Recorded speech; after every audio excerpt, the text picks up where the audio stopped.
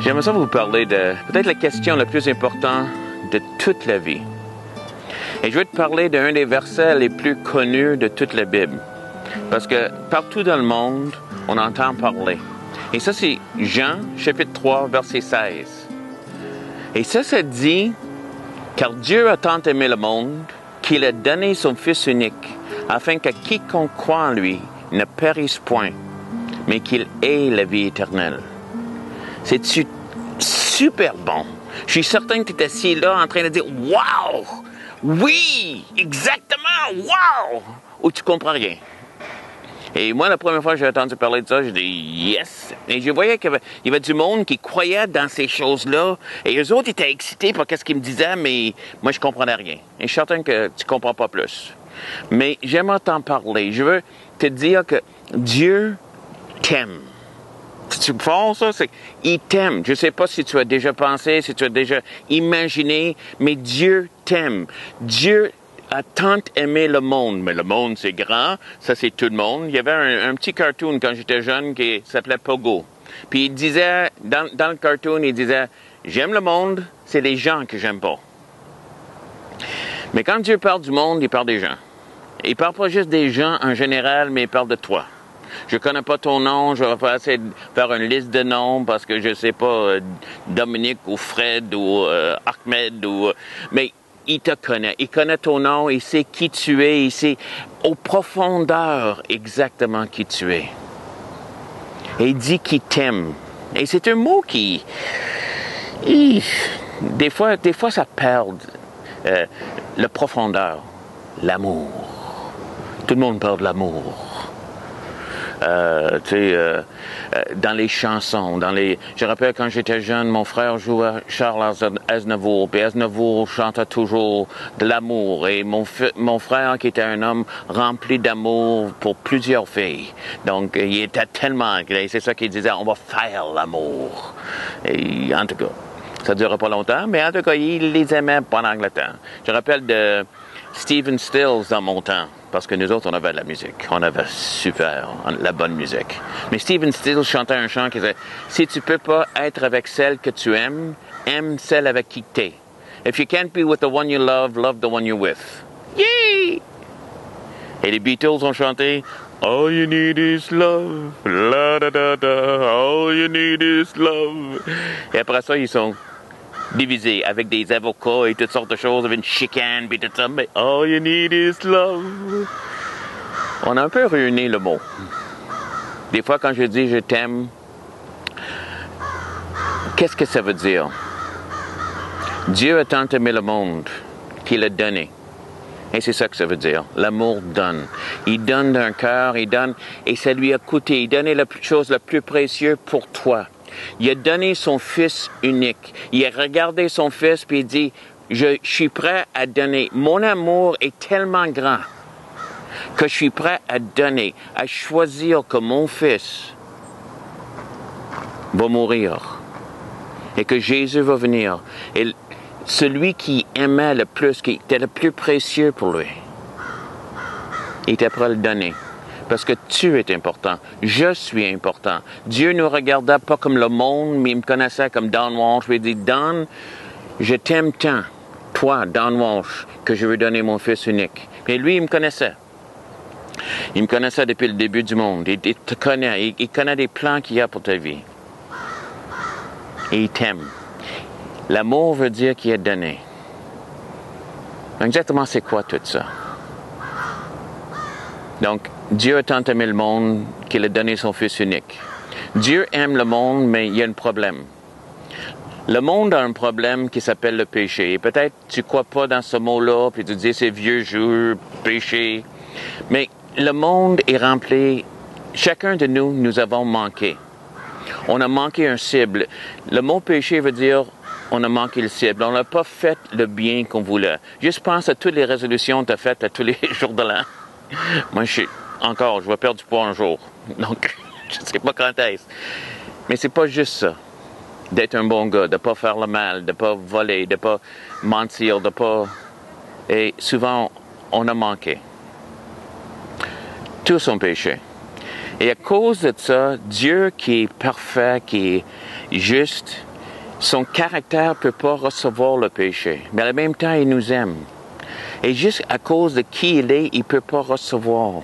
Mais il va préparer une place pour le monde. Il voulait nous avoir avec lui pour l'éternité, mais à cause de notre situation, à cause de le mal en dedans de nous, il ne pouvait pas nous recevoir. Donc, Dieu aime, mais il y a un problème. La Bible a dit qu'il y a un salaire du péché. Le salaire du péché, c'est la mort. Tu as juste à regarder autour de toi et tu vois à quel point que le péché, le mal a affecté le monde. Comment il y a des enfants qui souffrent, comment il y a des personnes, des peuples qui souffrent parce que quelqu'un fait mal. Ça se peut qu'il y ait du monde qui souffre pour qu'est-ce que j'ai fait, pour qu'est-ce que toi t'as fait. Mais c'est pire que ça, le péché amène à la mort. Chacun de nous, éventuellement, parce que on a péché, qu'on a manqué, on va mourir. Et la mort dans la Bible, ça veut dire que une éternité sans Dieu. Donc Dieu veut nous avoir avec lui, mais à cause du péché, il est obligé de nous condamner, parce que Dieu est aussi juste. Et sa justice dit, il faut que je condamne. Il n'y a pas de passe-passe. Donc la Bible dit que le salaire du péché, c'est la mort. Jésus a dit, voici, je suis ici. Donc, envoie-moi. Et Dieu a dit, je te donne. Je vais te donner comme un sacrifice vivant, un sacrifice pour le monde. Et toi, tu vas payer le salaire du péché. C'est la raison que Jésus est venu sur terre. Quand Jésus est en train d'être pris par les hommes de Hérode, quand il était en train d'être pris par ceux qui dirigeaient, les chefs religieux, il dit, il n'y a personne qui prend ma vie, je le donne. Je le donne parce que c'est pour ça que je suis sur terre. Il a pris sur lui tous nos péchés, tous les péchés de la race humaine, de tout le monde. Tout ce que j'ai fait, tout ce que toi t'as fait, était mis sur lui. Et cet acte qui s'est passé ça fait 2000 ans, sur lui, il était l'agneau sacrifié pour nos péchés. Il a pris tout ça sur lui. Et il a payé le plus grand prix, la mort. Comme je t'ai dit, la mort, c'était pas juste la mort physique. Mais dans un moment, Jésus a crié, mon Père, pourquoi m'as-tu abandonné? Et à ce moment, Dieu a tourné le dos à Jésus. Donc Jésus a payé aussi spirituellement. Il a payé physiquement, il a payé spirituellement, son corps est mort, mais aussi son esprit, il est mort. Séparé de Dieu. Et ça va l'air être la pire chose, parce qu'il était sur la croix, il souffrait, il est en train de souffrir physiquement, mais cette peine spirituelle qui ne voulait pas que nous autres on vit. Et ça va l'air être la pire chose qu'il est en train de vivre. Et c'est là qu'il a crié le plus. Il a crié, pourquoi m'as-tu abandonné? C'est comme la pire chose qu'il voulait vivre. Il est descendu. Et il a payé le prix. Puis on sait que physiquement, il était parti 3 jours. Mais on ne sait pas comment mesurer l'éternité. On ne sait pas combien de temps il a passé. Mais il a souffert spirituellement. Il a souffert pour des péchés qu'il n'a jamais commis. Il a payé au complet par sa mort physique et sa mort spirituelle, afin que toi, tu n'avais pas besoin de payer. Jésus t'aime.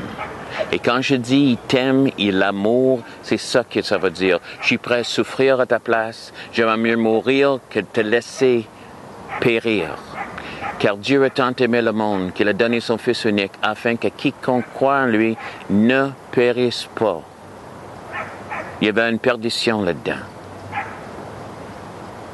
Mais qu'il ait la vie éternelle. Celui qui croit en lui. Et ça, c'est qu'est-ce qu'on a besoin de faire. Non seulement est-ce qu'il faut dire, OK, il l'a fait. Mais quoi qu'il l'a fait pour toi. Réalise que s'il n'aurait pas pris la peine de mourir sur la croix, il fallait que toi tu meurs. Et pas juste physiquement, mais éternellement. D'être séparé de Dieu, de ressentir cet abandon, de ressentir cette solitude que Jésus a ressentie sur la croix pour l'éternité. Puis il ne veut pas qu'on le vit. Quiconque croit en lui aura la vie éternelle. C'est aussi facile que ça. Tu n'as pas besoin de faire d'autres choses, excepté recevoir qu'est-ce que Jésus a fait pour toi. La Bible dit quelque chose d'autre. C'est pas par les œuvres, c'est pas parce que je suis bon. Pas parce que je suis bon que moi, un jour, je vais rencontrer Dieu, que je vais être avec lui pour l'éternité. C'est parce que Christ a pris ma place. Il est mort sur la croix afin que quiconque croit en lui. Et ton nom est là. C'est pas quiconque. Moi, c'est Donald Walsh. Et c'est parce que si Donald Walsh croit en lui, que j'ai la vie éternelle. Et si tu crois en lui, tu auras la vie éternelle. J'aimerais ça juste qu'on prenne une seconde maintenant. Où tu es en train d'écouter cette vidéo et que tu arrêtes maintenant. Si tu es en train de conduire, arrête pas. Mais, j'espère que tu vas en train de regarder une vidéo en conduisant. Oui, c'est toujours bon. Mais, juste arrête. Et j'aimerais ça qu'on prie ensemble. Et juste que tu répètes la même prière que moi ou que tu pries de la même manière, avec le même sentiment. Mais je veux juste qu'on dise une couple de paroles. Dis-les au Seigneur, dis-les à Dieu. Dis, Seigneur Jésus, j'accepte que tu es mort à ma place. J'accepte que si tu n'auras pas été mort, tu n'as pas pris ma place, que moi je serais perdu. J'accepte ce que tu as fait à ma place sur la croix et j'y crois. Et parce que je crois là-dedans maintenant et que je l'accepte, j'ai la vie éternelle. Je le prie sincèrement, Seigneur, que maintenant tout obstacle est enlevé entre moi et toi, que les péchés que j'ai faits, qui sont en train d'arriver dans ma vie, sont effacés. Merci Jésus. Si tu as fait ça et tu aimerais parler, tu vois notre adresse qui apparaît, tu pourras nous contacter, nous envoyer un courriel, quelque chose. On aimerait ça entendre parler de toi. Si tu veux rentrer en contact avec nous encore, dis-les, envoie-nous tes coordonnées. On aimerait ça t'aider dans une démarche. Mais si tu l'as fait, c'est fini. C'est le dernier mot que Jésus a dit sur la croix. C'est fini. C'est tout ce qu'il fallait faire. Bienvenue dans la famille de Dieu, si tu as prié avec moi. Et merci de m'avoir écouté. Merci que tu es ici. Et rappelle-toi que Dieu t'aime. Et si tu l'as reçu, c'est pas fini. Il veut montrer son amour de jour en jour vers toi. Bien goûter que l'Éternel est bon. Et merci de m'avoir écouté.